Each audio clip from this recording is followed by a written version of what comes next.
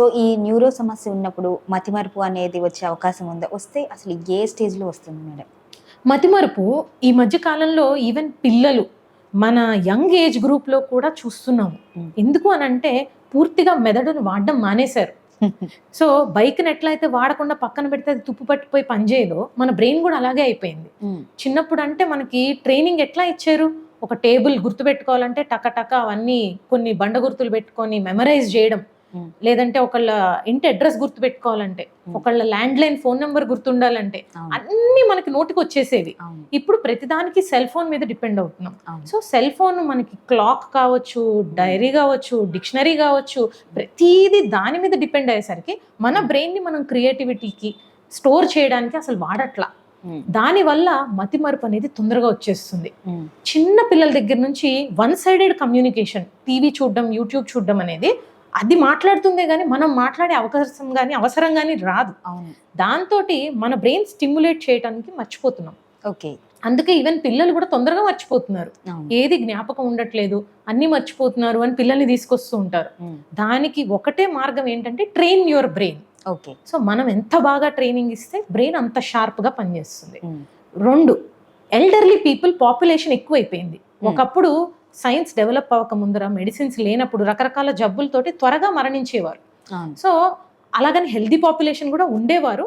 కానీ ఇప్పుడు పాపులేషన్ పెరిగి దాంట్లోని ఎల్డర్లీ పాపులేషన్ పెరుగుతుంటే బ్రెయిన్ అనేది ష్రింకేజ్ స్టార్ట్ అవుతుంది 60 years పైబడ్డ వాళ్ళలో.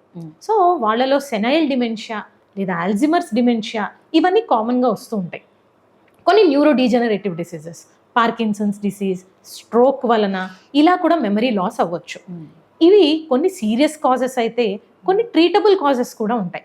లైక్ విటమిన్ డెఫిషియన్సీస్, థైరాయిడ్, ఇంకా కొన్నిసార్లు అయితే స్ట్రెస్ వల్ల కూడా డిమెన్షియా.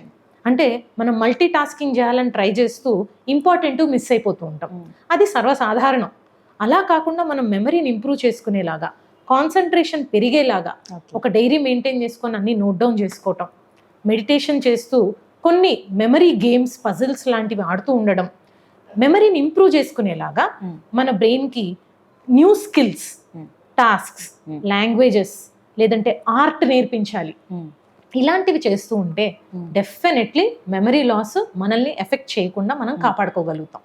ఓకే, సో డిమెన్షియా అనేది ఎప్పుడైనా కూడా మన యాక్టివిటీస్ ఆఫ్ డైలీ లివింగ్ని ఎఫెక్ట్ చేసేటంత మెమరీ డిస్టర్బెన్సెస్ ఉన్నాయి అని అంటే దాన్ని డిమెన్షియా అని పిలవాలి. ఓకే, ఉత్తినే ప్రతిసారి ఏదో చిన్న కీస్ మర్చిపోయావు కదా, లేకపోతే ఇంకోటి మర్చిపోయావు కదా అని దాన్ని మెమరీ లాస్ వచ్చేసింది డిమెన్షియా అని కంగారు పడకూడదు. ఓకే, నిజంగా మీకేమైనా అనుమానం ఉంది, తరచుగా అన్ని మర్చిపోతున్నాను అని అంటే ఖచ్చితంగా డాక్టర్ దగ్గరికి వెళ్ళి ఒక న్యూరో ఫిజిషియన్స్ కానీ కొంతమంది సైకాలజిస్ట్ కానీ IQ assessment and memory assessment చేస్తారు.